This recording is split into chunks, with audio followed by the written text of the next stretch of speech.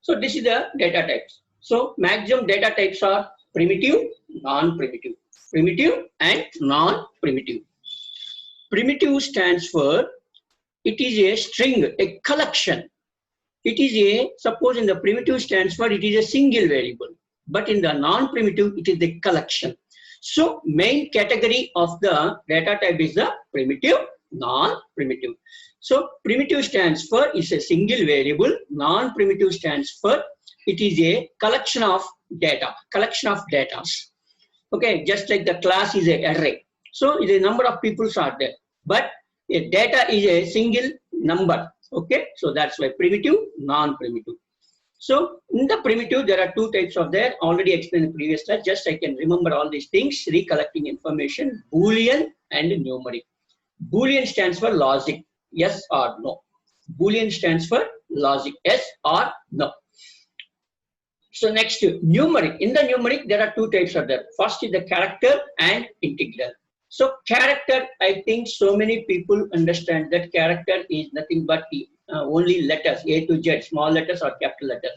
But this is absolutely wrong. These are the part of the character. So character contains the numbers, letters, symbols, and everything related to the character. Each character can be represented by a Unicode. I can explain very few minutes. What is the Unicode? Okay, right. This is the character. Next is the integral. Okay, integral stands for, suppose it is a integer. This is the integer part, and the next one is the floating part. So floating part contains the two parts, integer part and the decimal part. So without decimal, it is called as a integer. With the decimal, it is called as a floating point. Okay, right. So in the integer part, there are four types are there. So byte is a 8-bit data, short is a 16-bit data, integer is a 32-bit data, and long is a 8 into 8, 64-bit data. So this is data. Don't confuse. Data is a data. Instruction is different from the data. Instruction specifies what you want to do, but the data will specify how many, what is the value. Value is there. So it is the 32, it is a 8-bit, this is the 16-bit, and this is the 32-bit, and this is the 64-bit long. Okay. So it is an integer. That means no decimal part is available. No decimal part is available. And the next is the floating point. In the floating point, it is a float. Float stands for integer part and the decimal part. So that means there is a point. So 1.0. So 1 is the integer part and 0 is the decimal point. 1.5. 5 is the decimal part.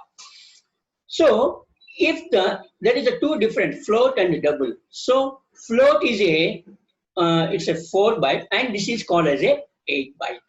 Why? Because after decimal point you should be value up to 6 to 7 decimals in the float. You can represent up to 6 to 7 decimals in the float value, but in the double value you can represent up to 15 decimal points. 15 decimal points. Okay, right. So this is the total value. Okay, this is the different types of data types. So it is already explained. So Boolean having the only one bit, either that bit is a 0 or 1. Character is a Unicode. It is a 2-byte. It's a 2-byte. Okay, 2-byte. Why we can prefer the Unicode? I can explain within 1 minute. So next is the byte. So this is the 1 byte is equal to 8-bit and short length is equal to 2-byte. Integer length is equal to 4-byte. Long is equal to 8-byte. So there are special things. For the character, you can represent using the Unicode. For the character, you can represent using the Unicode. But for the long, float, and double, you should mention at the end of the data, you should mention the L stands for long integer. But long integer having no decimal. Next to float. So F stands for float. So a float size is equal to 4-byte, but the decimal part is the point, after point is the decimal part. It can decimal up to 5 to 6 to 7 decimal. Double is a D. D stands for double. So its decimal part is contains 1.16 digits. This is called as a precision. This is called as a precision. In the float precision, if the precision is equal to 6 to 7 bits. 6 to 7 position. 6 to 7 position. Double stands for its position is the 15 positions. Okay. So some another variable is that is called as a big variable. Okay, big variable. So for the more precision, that means if the more than 16 bits, more than 16 position, you require the for a better precision. I repeat, for the better precision, you can use the big decimal. Big decimal. I can explain later, but not necessary now.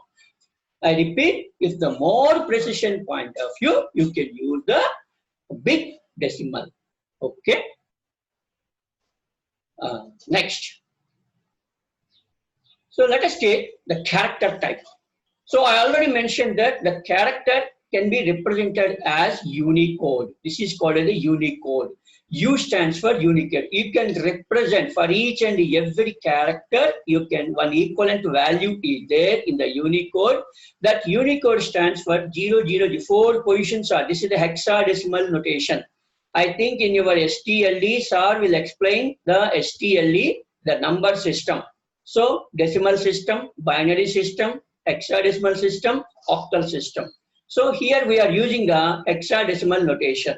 Hexa stands for 16. Starts from 0, ending with F. So 0 to 9, A, B, C, D, E, F. So total 16 starts from 0, ending with F.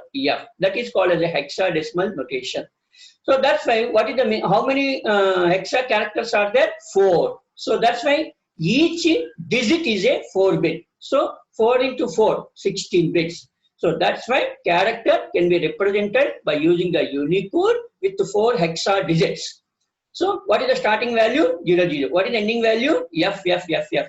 So total 16 bits are there. How many possibilities are there? 2 power 64. 2 power 64 stands for 65,535. That means you can represent how many characters are there?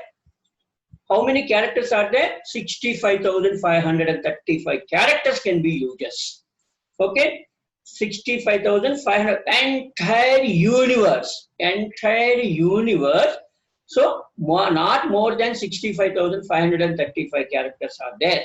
So, that's why this Unicode will fulfill all the word, or I repeat, total word characters should be represented. So that's why the Unicode is preferred in the Java. And some special characters are there. This is called as a escape characters. These are all called as a escape characters.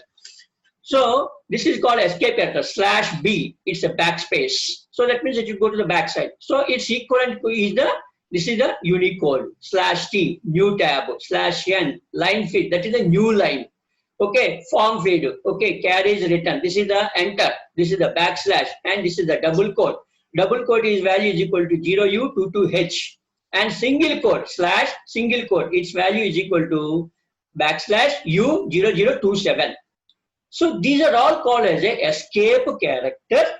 This is also considered as a escape character. These are characters, and once you assign a character, I can assign a Unicode value. This is the Unicode value. So many students have the doubt why we prefer the Unicode.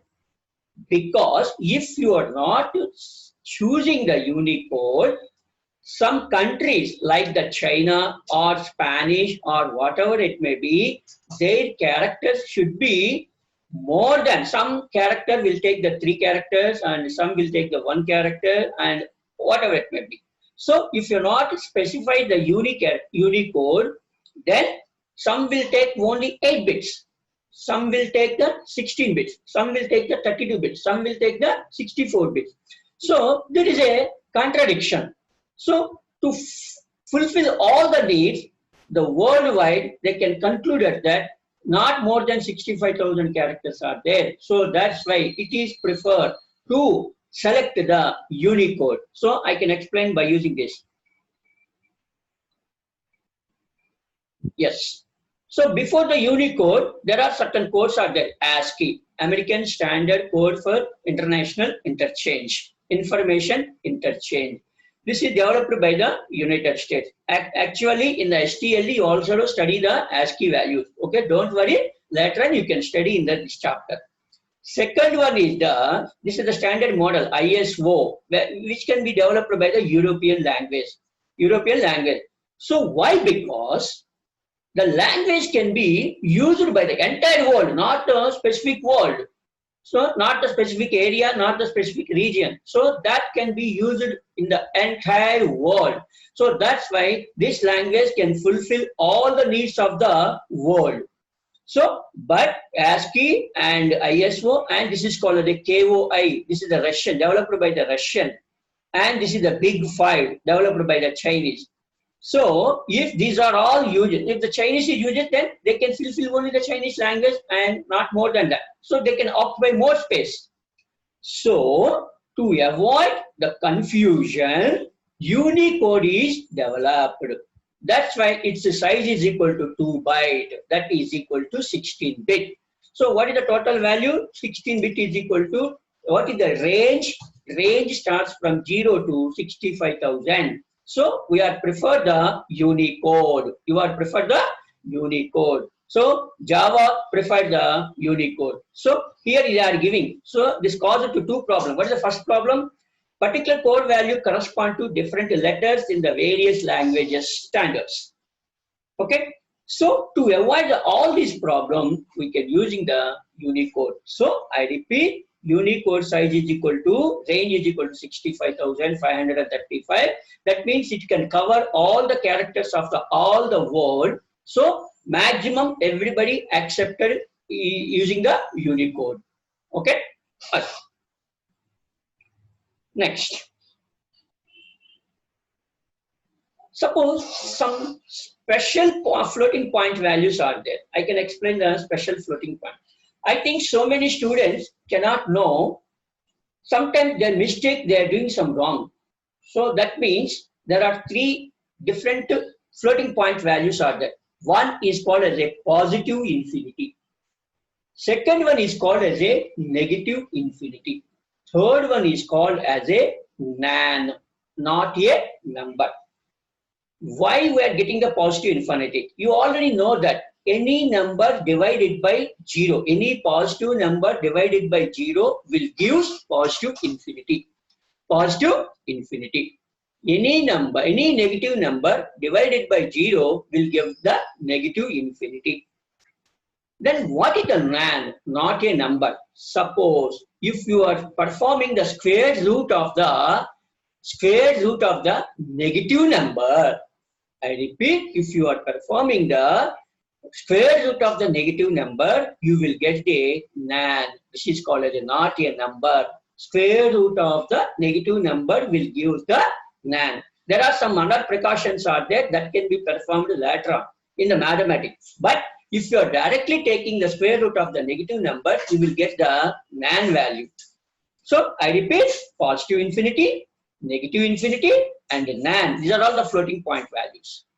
So I repeat, positive infinity will get divided by positive number divided by 0, negative infinity, negative number divided by 0, and nan. So square root of the negative number will give the nan value. So these are can be omitted.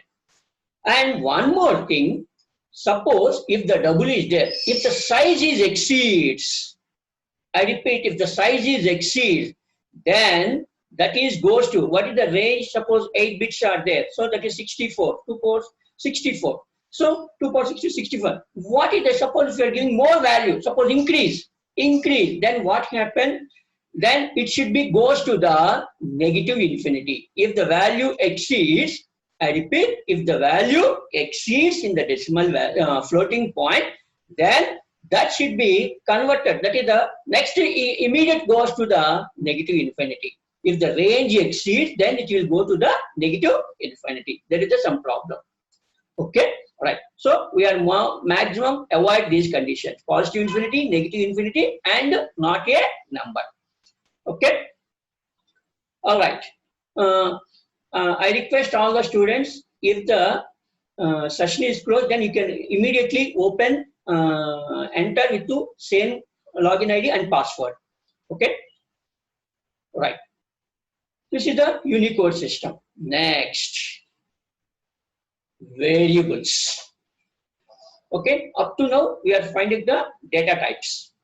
Next concept for the any programming is the variables. What is the variable? A variable can store or can preserve the value, but that value is not constant. Suppose if you x is a variable, variable varies. Variable can change the value, varies. That may be the float value, double value, or integer value, whatever it may be. It can store the variable value. So that means after calculations, the value should be varied. So the main function in the computer is suppose if you define any variable, a memory location is preserved by the name of the variable. Suppose let us take integer a.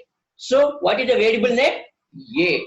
So that means a memory location should be allocated. So for that memory location, what is the name of that memory location? A. So suppose if you are giving a 5, then A can store the 5 value. Okay. If it is it's a 10, 10 can be stored. So that's why variable stands for which cannot store the constant value. Its value should be changes according to your giving a input value. Okay. Next. So this is the first thing.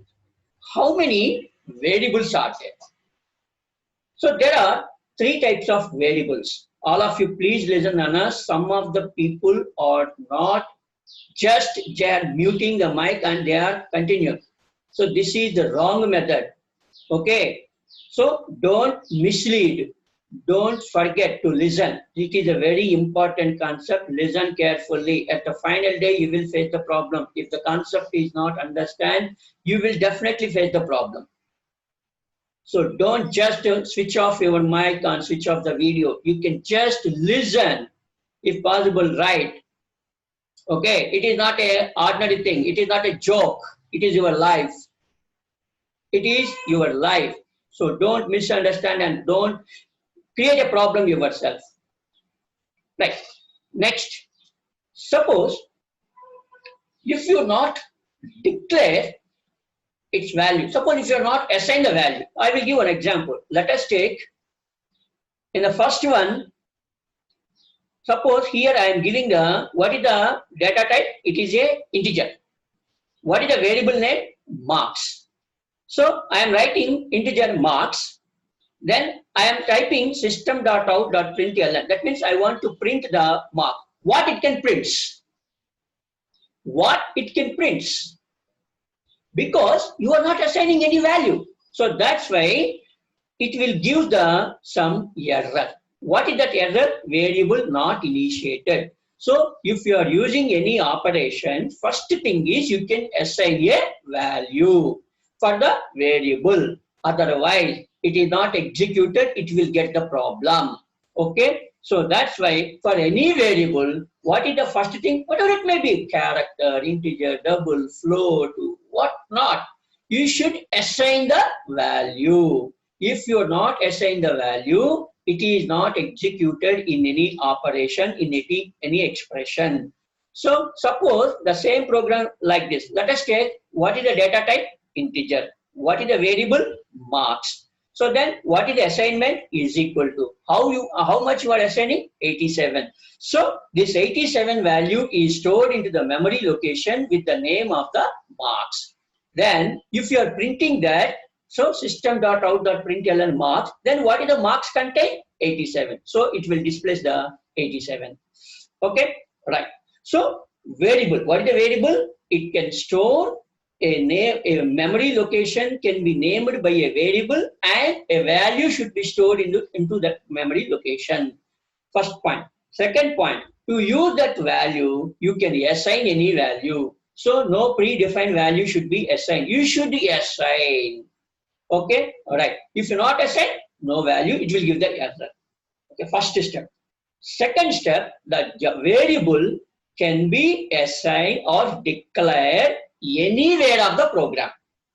I repeat, not only at the starting stage, you are not supposed to declare. You can declare the variable anywhere of the program.